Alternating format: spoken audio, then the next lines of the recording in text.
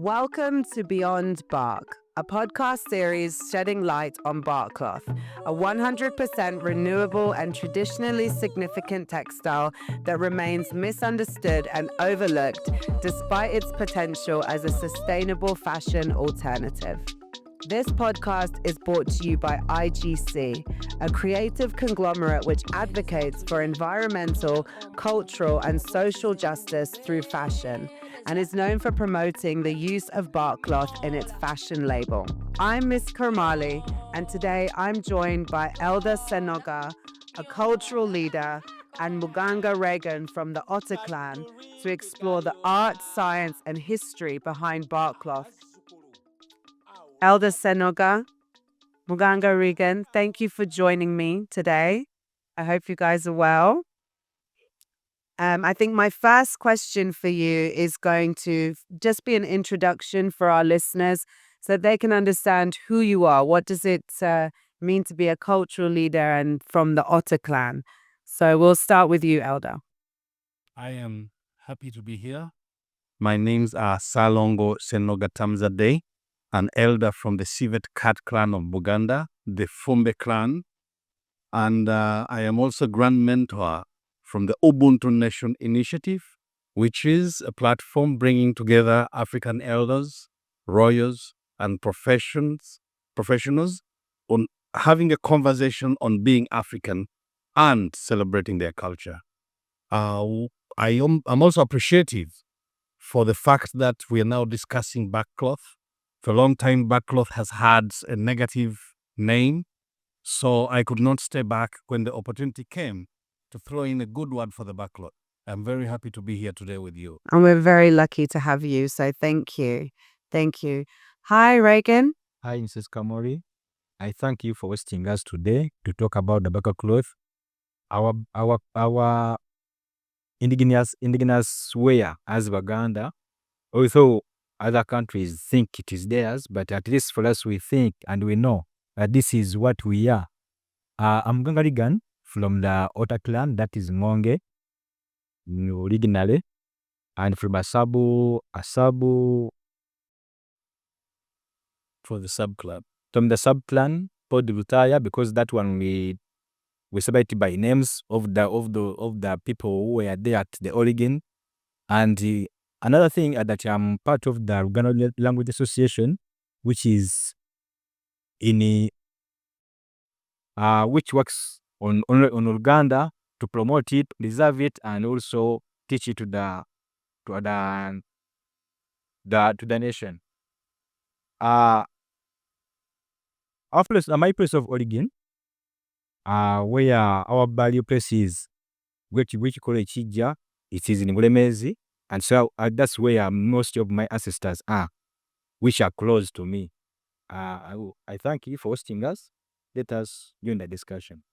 Thank you. Thank you. So before we get into the different aspects of barkcloth, I think we need to start by understanding the history of barkcloth and basically letting people who don't know what barkcloth is know what it is. So I'm going to direct this question to our elder Senoga, and I'm going to ask if you could please give us a brief introduction to what is this material of barkcloth. Like if I came here today and I said, what are we talking about? What would be the first basic description of barkcloth that we could give them? Barkcloth is one of the earliest symbols of our civilization. It is a material that was discovered by our ancestors, and for the first time, it enabled most of the people to move around clothed. Yes, they were using animal skins, but then not that there weren't as many animals, but it wasn't as easy collecting as many animal skins as it would warrant to dress a whole community than actually making barkcloth that would cover almost everyone. So the barkcloth has become a symbol of our own civilization and our advancement as a society or as a community. As for the story and the processes, I think my brother, kinsman Muganga, is better prepared to share that with our listeners. Okay, thank you. So, can you give us a description? If we were to ask, what is Barkcloth, before its history or anything like that, what is Barkcloth? For me, easily I would say, what is the Barkcloth? Barkcloth, I would say, this is the culture wear to the Baganda. And in describing the texture or the color, we know most of our cloth, that cloth, Barkcloth, it is in some kind of red and coming next to red. And because the first cloth we recognize here, we know that is the most, it can be expensive, but how can I term it? It is red in color. Okay. Chimote. Where That's does can I ask, where does Barkcloth come from? Yeah, the Barkcloth, it is a result of it comes from one of our indigenous tree in Uganda called Omutuba, but in the science name it's Ficus natalensis. That is the science name. And that we cannot just say that our grandfathers just stood one morning and see and thought that this tree will bring us a cloth that we will use to cover our nakedness. And I think, we all believe that our grandparents or our grandgrands tried several trees, or even not trees, other materials which were locally available, to come with something that will cover our body. Because first of all, when we ask ourselves that what is the origin of this thing, we ask ourselves that what brought it to ourselves to think of originating something. Because I only just say that, yeah, what brought the Barkcloth? Now, these are factors that led to the desire to have something that will cover our bodies. And I think even the elder will accept what I think, that keeping our loved one who have lost, to whom we have lost, came as another alternative. But the first initial factor was to cover our body. Then others came. That's what I'm bringing, that if you are talking about the origin, we will first talk about the factors that brought to the desire of something that looks like that. Now, one of the things that to cover our nakedness, as the elder said, that we are wearing the skins and hides of animals. But remember, those things, even not like now, we are what do you say? I think it feels like you're the right person then to ask this question. Can you give us then a history or an account of Barkcloth from the moment people started asking questions about, I want to discover something, and show us in your words, as someone who comes from the clan of Barkcloth, how we get till today? What is our step-by-step history of Barkcloth? The step by step, I will start with our grandfather, the great grandfather, who is called Solo, the outer clan. It was not on his time when this Barkcloth was discovered, but I think because he was the clan leader who gave birth to the sub clan leader, who gave birth to the sub clan leader who discovered the Barkcloth. Yes, please. Because by the time we discovered, all the other clans discovered that there is a Barkcloth, it was a time when our grand took this Barkcloth to the king to recognize that Barkcloth. But in his endovers, I think he tried several trees, or even the same tree, because to us, the king, you cannot take a sub thing you have made when it is still In development. you to the king. That means it was the finest clothes that he took to the king. That means he tried something, and this is better than this. Now, this grandparents we are talking about was called Sonkolule by names originally, and was the grandchildren of the clan leader. And his father was called Senkungu, the son to the clan leader. And now this Senkungu, after discovering this ware and took it to the king, the king was so happy and privileged, because I think even to take this thing to the king, he was also wearing it, displaying what he's taking to the king. And the king suddenly said, this one was seeing that, but now it was covering the nakedness of our body, because the for the skin, only for the elders like Senoga and others would wear the whole body covering the skin, because it was so expensive to get animal which you can get Is skin. They were mostly using loincloth. The backcloth was the first piece of cloth that could cover the whole body. Oh, so when you're saying cover up, you don't mean you mean literally like going from just having your privates or genitals covered to a state of like adornment almost as well. Okay, yeah. Yeah. Now, that's when the king also said that let me say it in Uganda, because the nakedness is we call it ensonyi, or I think It's okay, you can say it, they can translate it. it is called the ensonyi. Now the king suddenly said, omaze Obuganda ensonyi, nti abisse obwereere buli. You've covered the shame of my people. That's what. Then he asked the king, for the king, even the king said something. It just go on and on. Then from that start, our grandpa, who was called the Sonkole, became to be called the Wamala. And then the other name got lost. It can only be discovered when you follow the history. Just intervene there.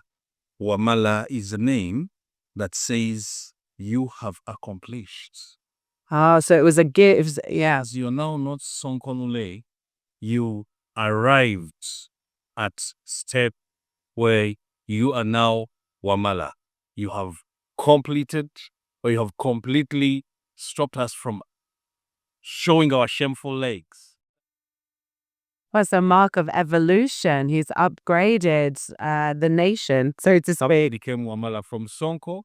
Because of what he had done, Wamala became both a name and a title for the originator of that. So with that brings the question that, because you're saying they bought it to the king, so meaning, does the material have a specific meaning for the Baganda people or for the king or for the country? Like what?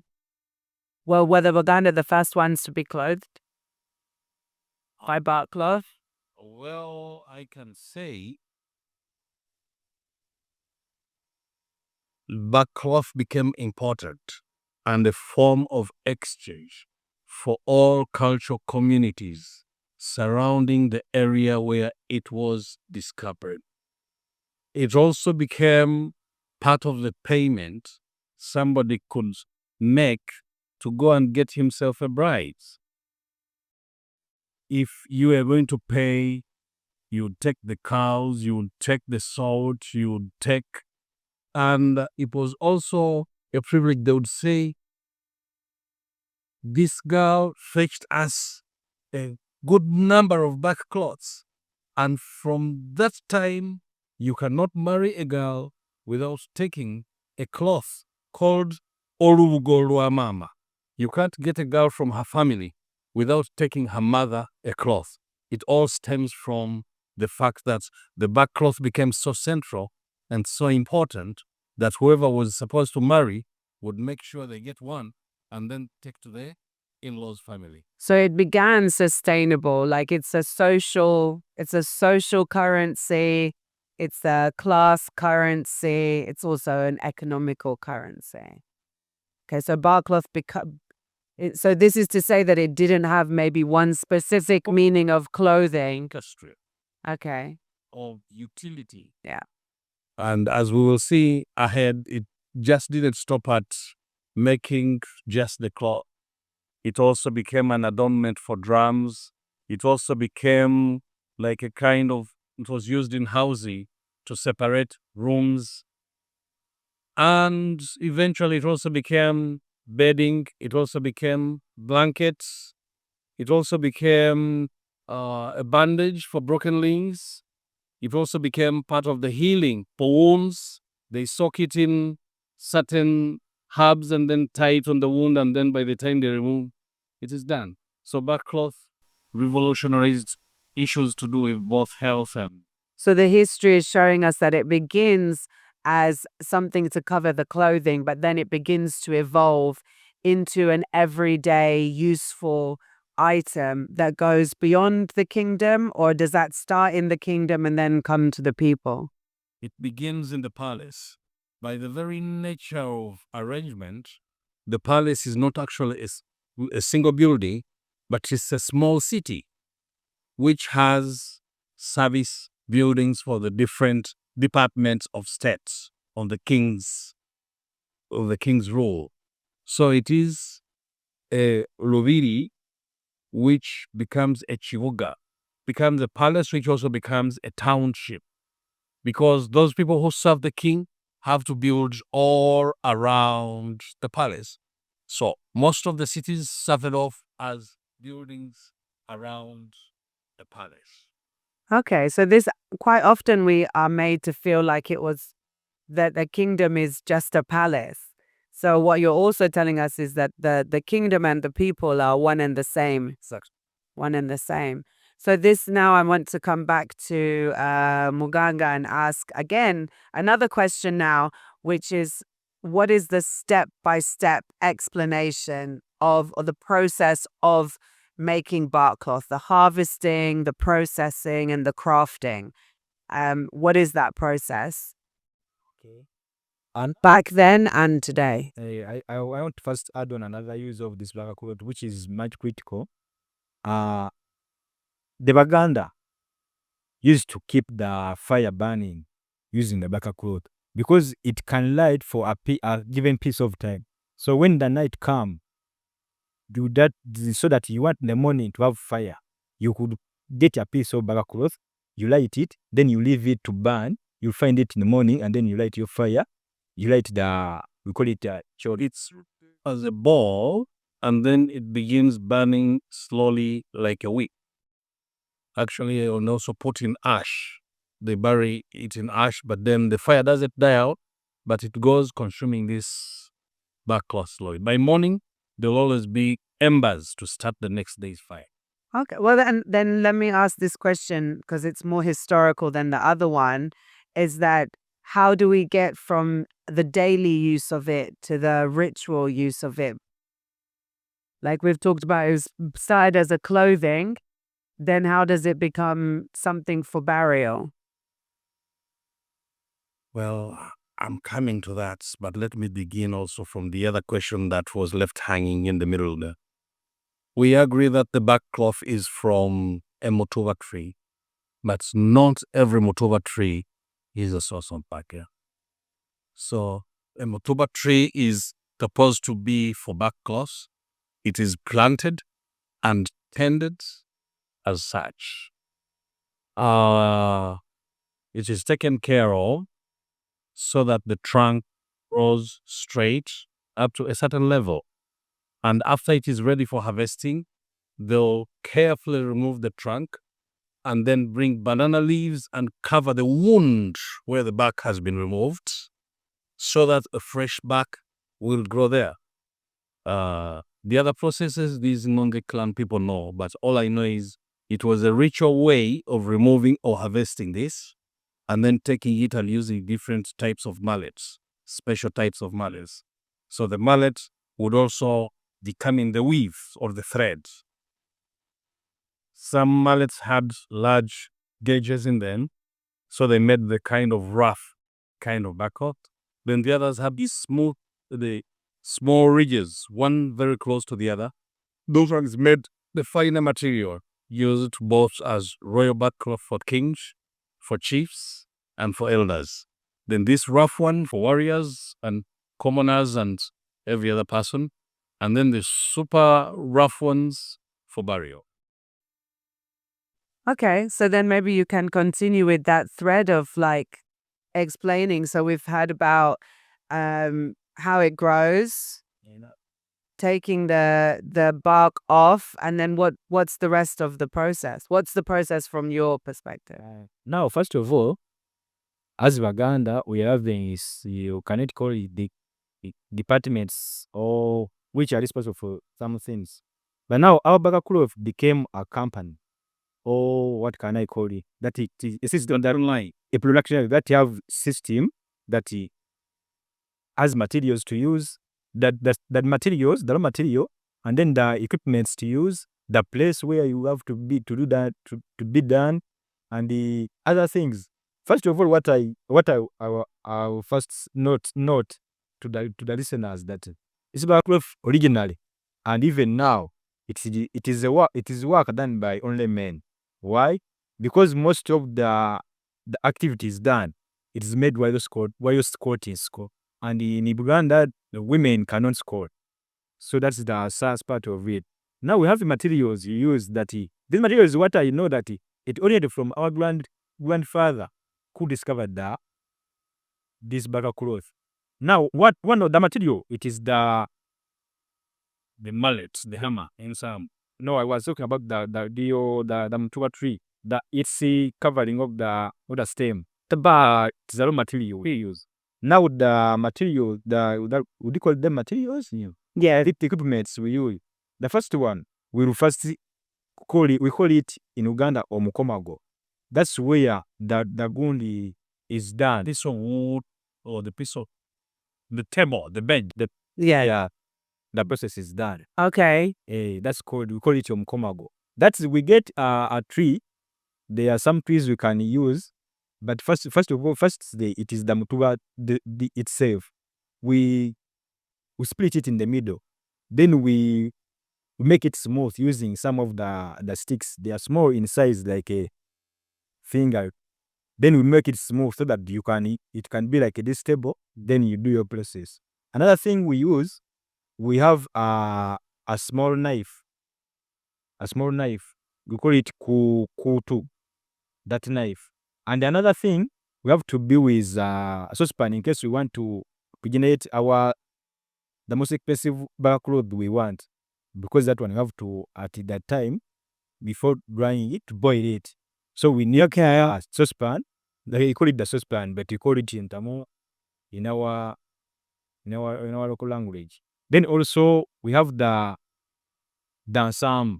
Those are the things we use into the mallet to hit this Barkcloth until it comes out the way we want it.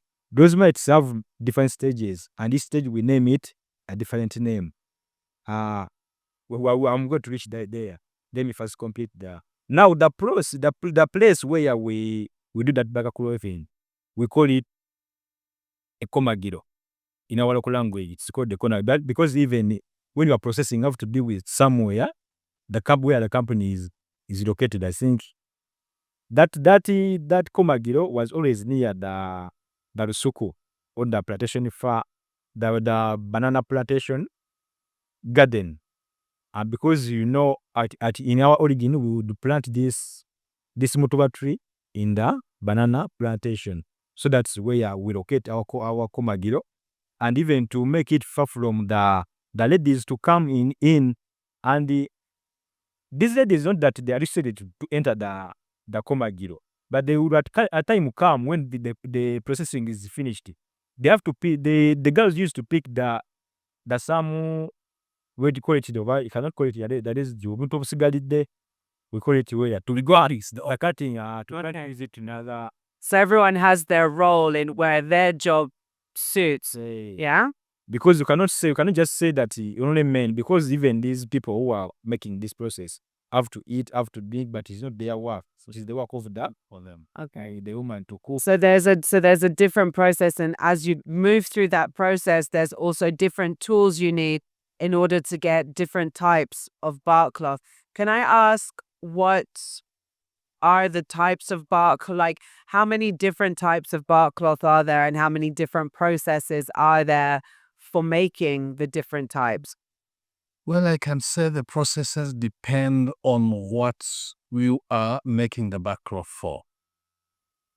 But generally, there are what I may call high-end backcloths, like the backcloth that we make specific for kings and chiefs installation, like every time a king transitions or dies and another one comes, there is a very elaborate type of backcloth that is prepared for that kind of thing.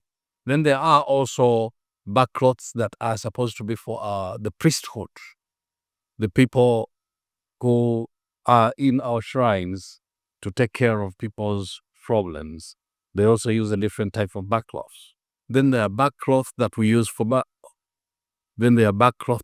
for sleeping and using as beddings. So I'll begin with those. The ones we use for sleeping and beddings are usually more hard and they don't have any holes in them and so on and so forth.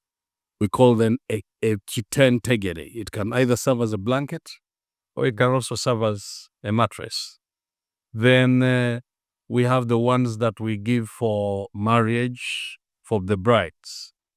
We make them, and then the final material is called chimote or Lubugo chimote. It's the finest you can give and offer.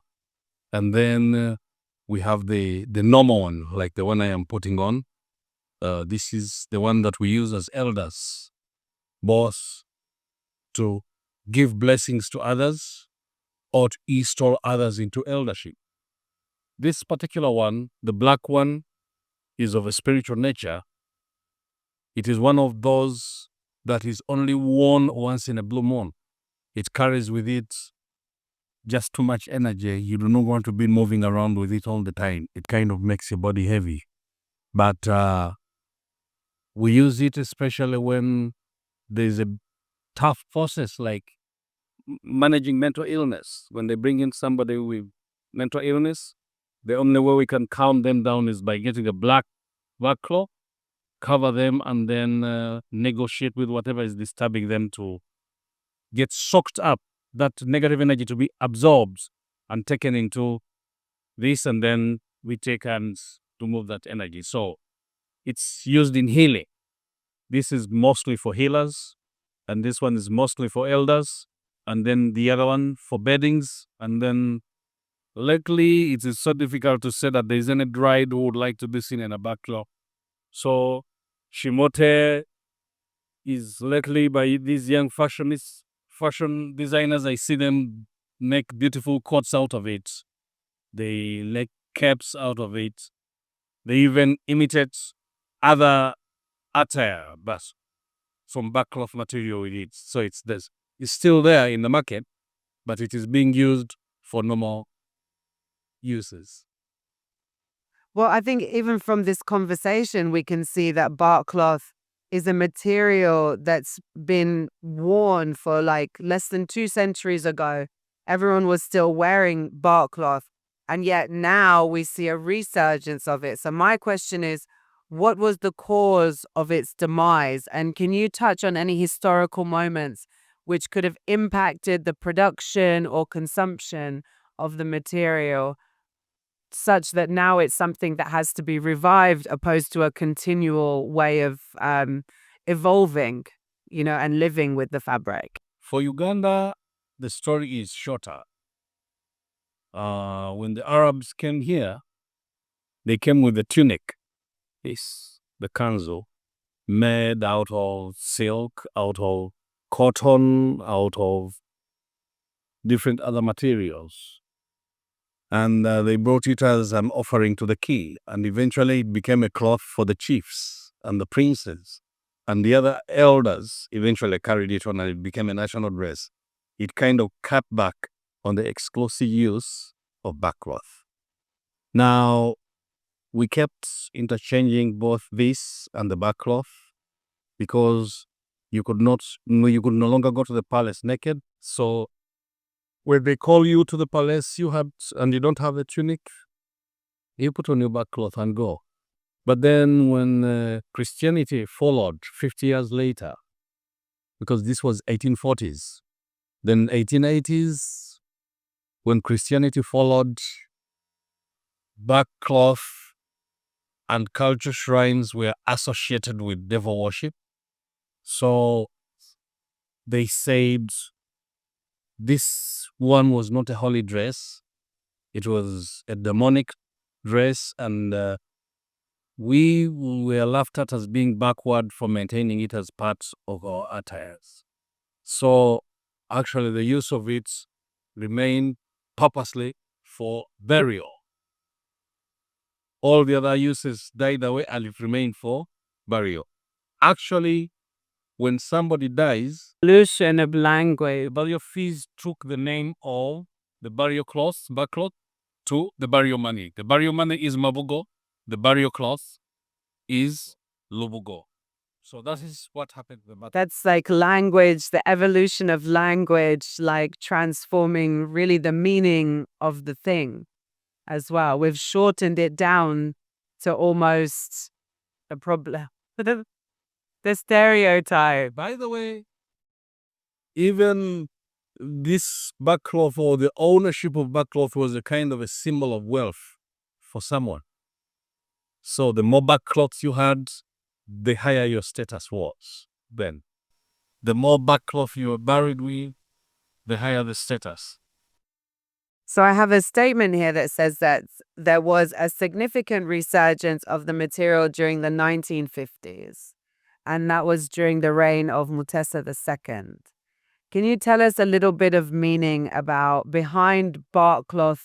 Like we've started during the colonial era and specifically when Kabaka Mutesa was deposed. In the 50s, the Kabaka was having problems with the colonial administrators.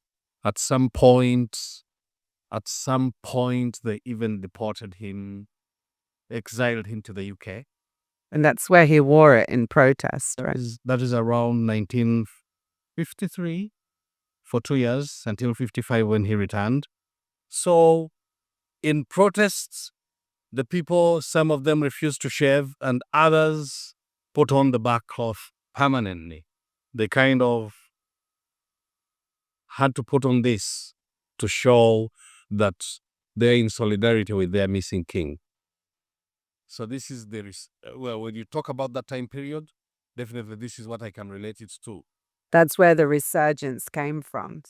And then now let's bring it more back to current times, where we want that resurgence to not be maybe from an emotional place, but more of like a sustainable place. And so I want to ask the question pose it to yourself as a cultural leader, but then also to you as kind of a representative of where it comes from. And that is in today's, where do you see Barkcloth and its importance today, both culturally, but both as a fabric that can be developed and used in different ways? How do you, as someone from the community that creates this product like the Barkcloth, how do you see that as a future? Like if people are to gain interest in it and want to consume Barkcloth more, what does that mean to where you come from and how do you see that development? Like what is your perspective on that development? Now currently, Barkcloth has become something like what can I say? Ekintu ekyetunzi kati. It will become commercialized. Because there are many companies, even not these big companies, but some solo proprietors, they have managed to come out with some material, what do you call them? Ebintu ebifulumira nga bikozesebwa mu mbugo like bags. More articles are using Barkcloth as source of material. I'm mostly in the craft industry. And I met one of the elder from the Ngonge clan was once a Katikiro. He's a craftsman since the centenary of the Catholic community, because he was part of the people who worked on that centenary. He's generating many things using the Barkcloth. Religious artifacts. There's someone did just some Crafts and fabrics. And now I'm seeing that this Barkcloth is now a source of income currently. And I'm thinking that we as Baganda, we should just think that this is our way forward as Baganda for financial uplift. Because I have never bought a car. I heard that the Germans are using this solution in their vehicle. So as the makers, you would appreciate more people wanting Barkcloth. Yeah, we appreciate, but now we are getting a demand to plant this tree, which we get a Barkcloth from, and also making other factories, our local factories, or even upgrading the factories to produce more of this Barkcloth, even at their text, which is up to date, not like as the old one, because the old one, some people even make them fear the cloth. Now we have that demand to plant the tree and also initiate those factories to produce more to meet the demand.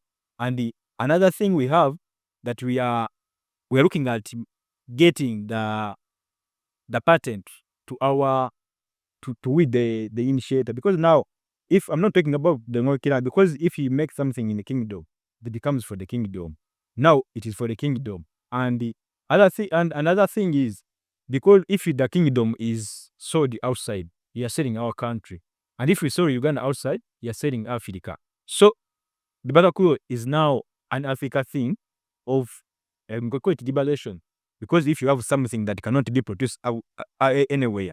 Another thing which an information I can tell you, there is someone in our government tried to rob our Barkcloth, and he got some killsmen to go and plant the same tree, but our notes, these trees faded because they told us he paid 100 acres of the country. That means this thing has the nutrients, the most nutrients to this plant to grow. They are in Uganda, and our demand to show it to the world that in Uganda we have it, and also to use it to lift our financial. So that makes a really good point, where you're saying that the ownership and the cultivation of it is still a pride of the Baganda, because we do know how to take care of it, but you open and encourage more use of it when it comes from the correct source. Okay, so thank you so much for sharing time with me. I wanted to just ask or leave with our final thought of, if there is one thing that you would like people to know about Barkcloth, what would be the lasting impression or one point that you would like people to know about Barkcloth?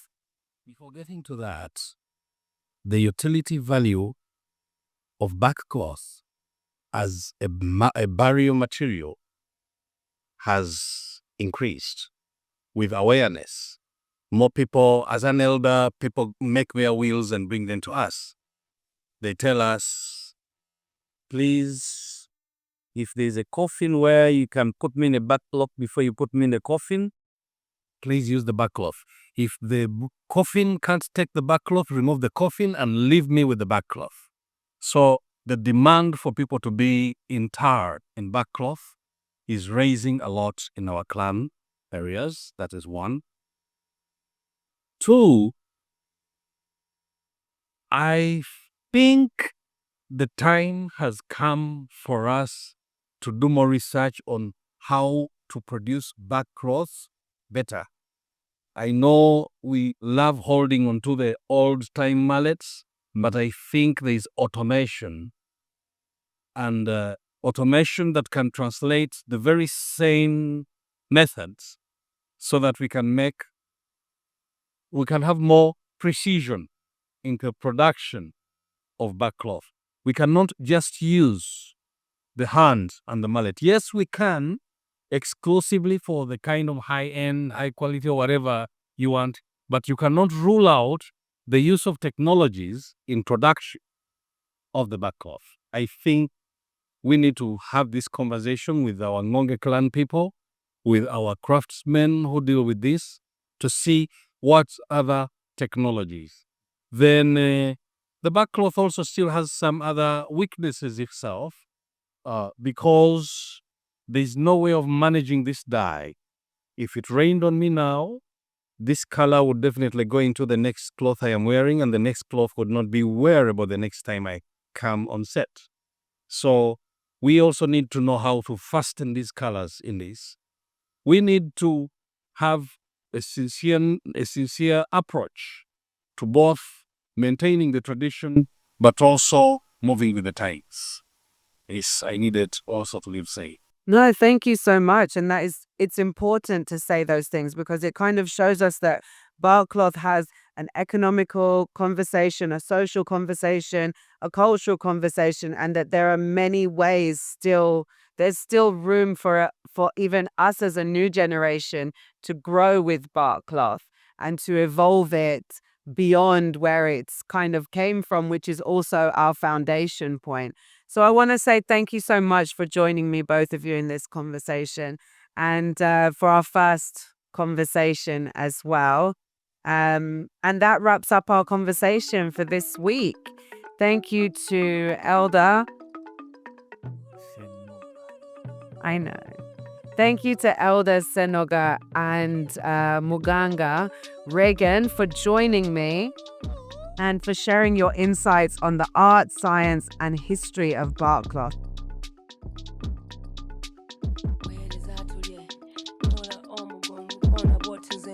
Where is that?